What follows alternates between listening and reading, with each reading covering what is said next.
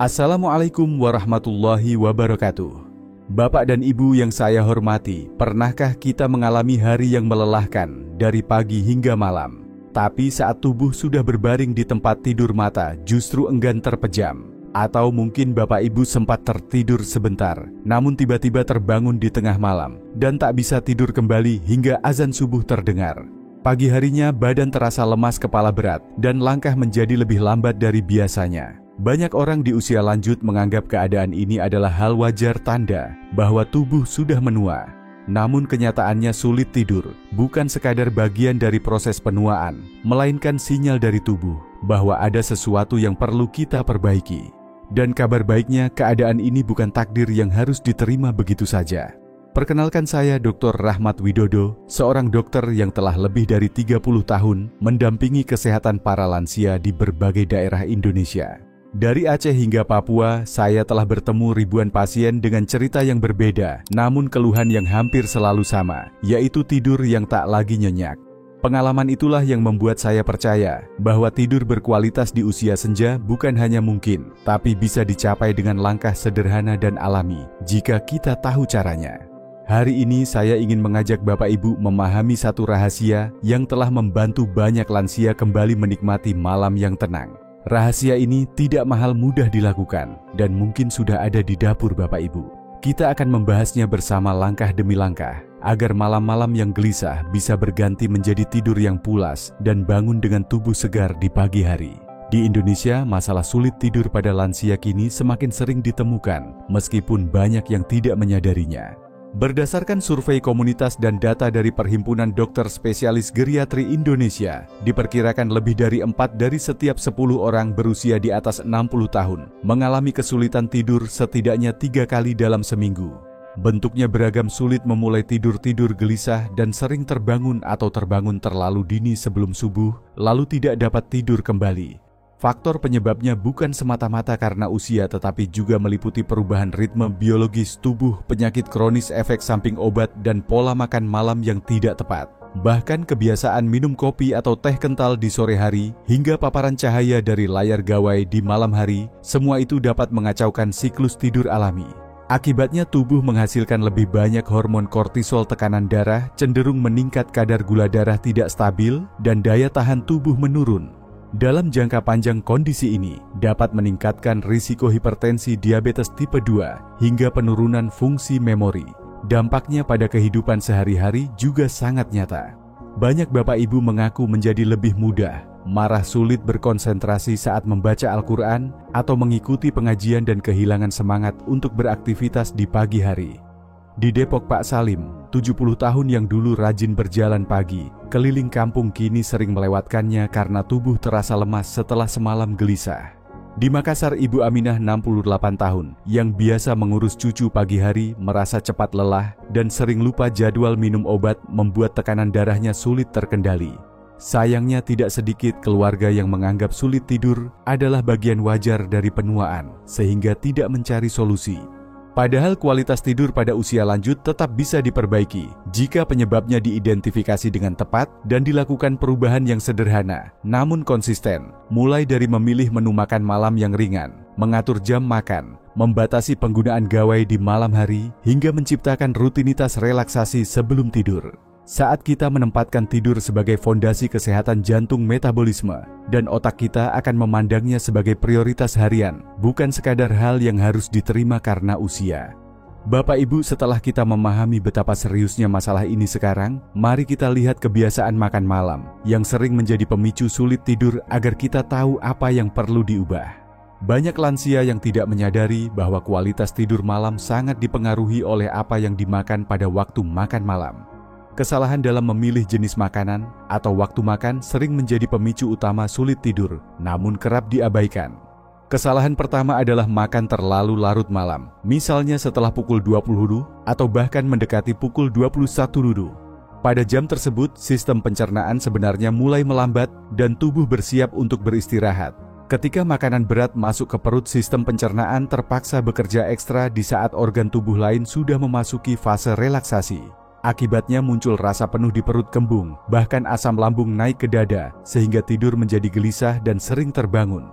Kesalahan kedua adalah terlalu sering mengonsumsi makanan tinggi lemak jenuh, seperti gorengan ayam goreng atau nasi uduk dengan santan kental. Apalagi jika minyak gorengnya sudah digunakan berulang kali, terutama di warung kaki lima karena dapat memicu peradangan dan merangsang sistem saraf. Hal ini membuat detak jantung lebih cepat dan otak sulit beralih ke mode istirahat, walaupun tubuh sudah terasa lelah. Kesalahan ketiga adalah mengandalkan makanan olahan tinggi natrium seperti mie instan nugget atau sosis sebagai menu makan malam karena praktis dan cepat. Kandungan garam dan bahan pengawet yang tinggi menyebabkan tubuh menahan cairan, meningkatkan tekanan darah dan memaksa jantung bekerja lebih keras di malam hari. Dampaknya tubuh tidak benar-benar rileks saat tidur. Contohnya adalah Ibu Ratna 66 tahun dari Surabaya. Karena tinggal sendiri dan malas memasak, beliau sering makan mie instan dan tempe goreng di malam hari. Awalnya ia hanya sulit tidur sesekali, namun dalam beberapa bulan kondisinya semakin memburuk. Ia mulai sering terbangun dengan jantung berdebar dan tubuh terasa panas. Setelah diperiksa asupan natriumnya tercatat hampir 80% di atas batas aman harian untuk lansia. Di usia lanjut, metabolisme tubuh melambat sehingga kemampuan memproses makanan berat berlemak atau tinggi garam tidak sebaik saat muda.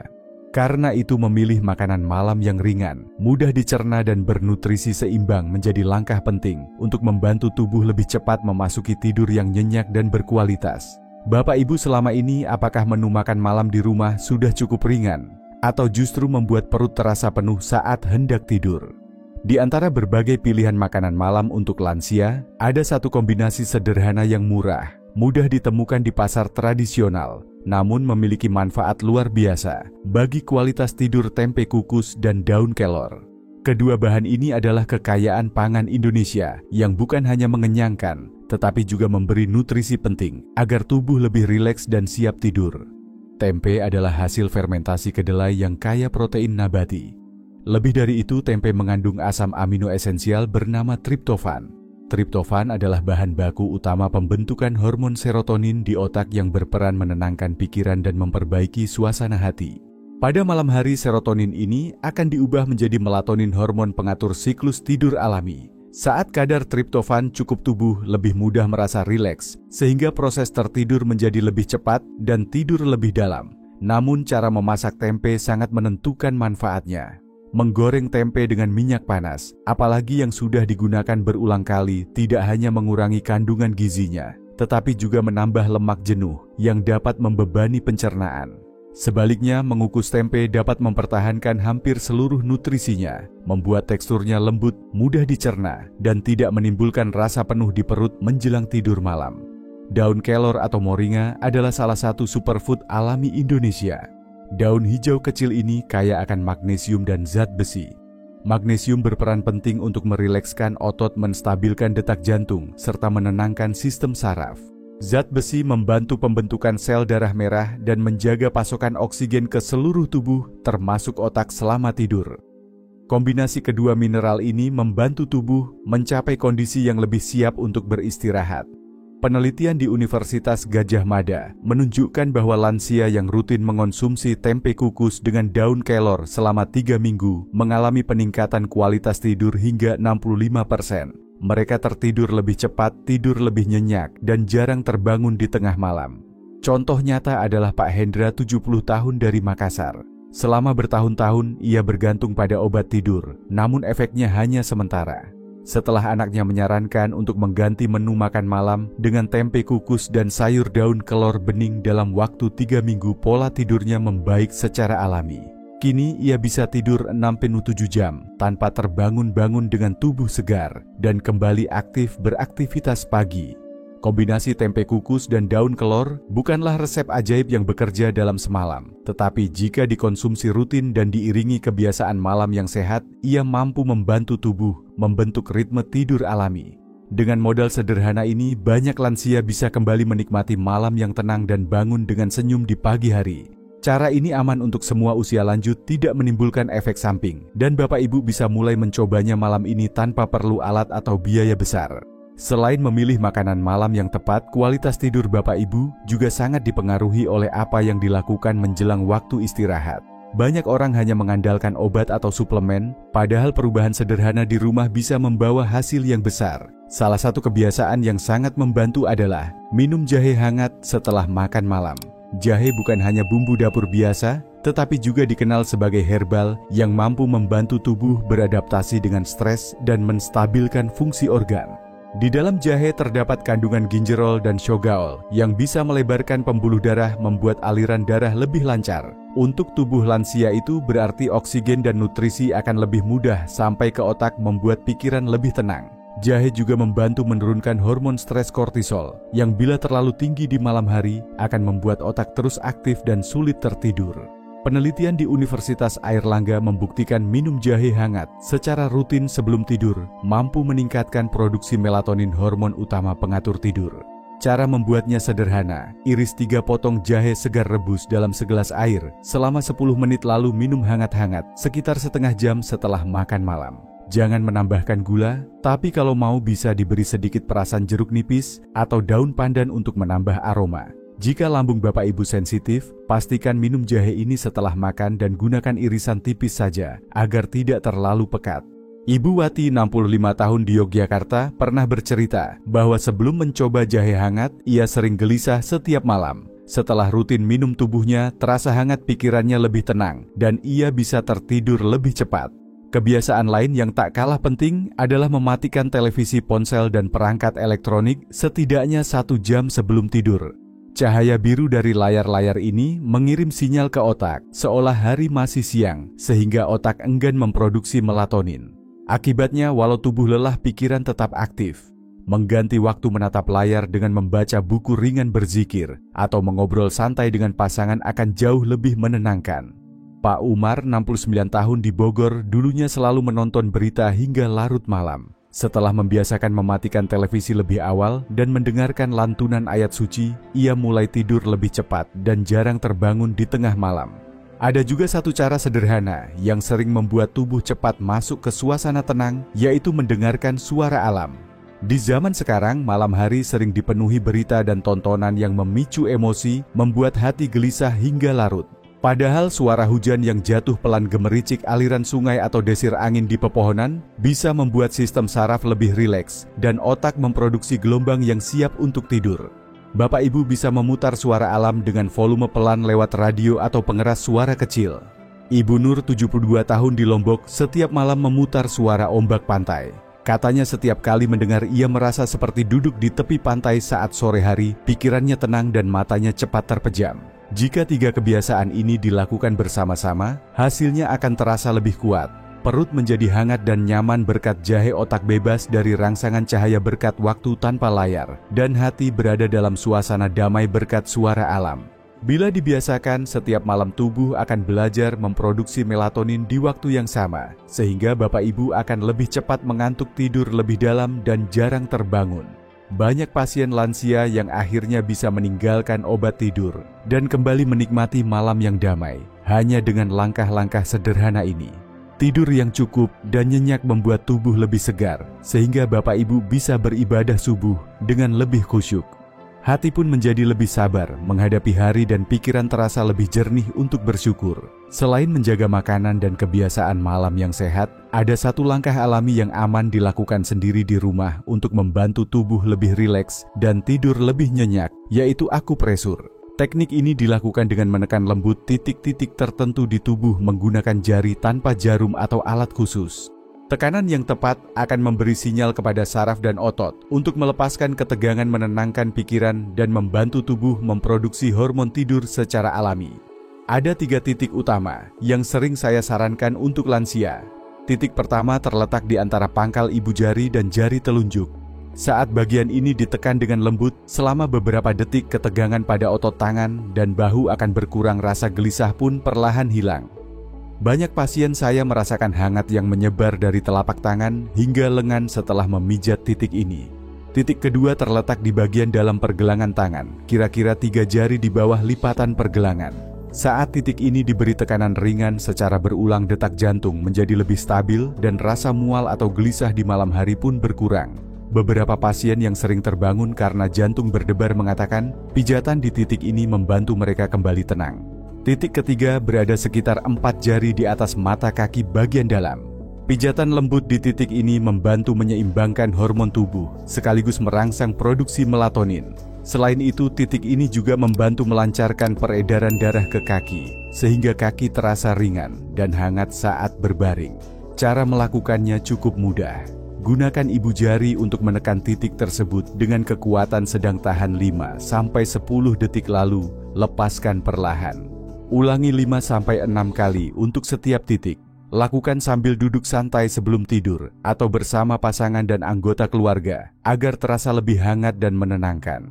Jika dilakukan secara rutin, akupresur akan membantu tubuh memasuki keadaan rileks lebih cepat, membuat pikiran lebih tenang dan mempermudah proses tertidur tanpa bantuan obat. Bapak dan Ibu bisa mencobanya malam ini sebagai bagian dari rutinitas sebelum tidur.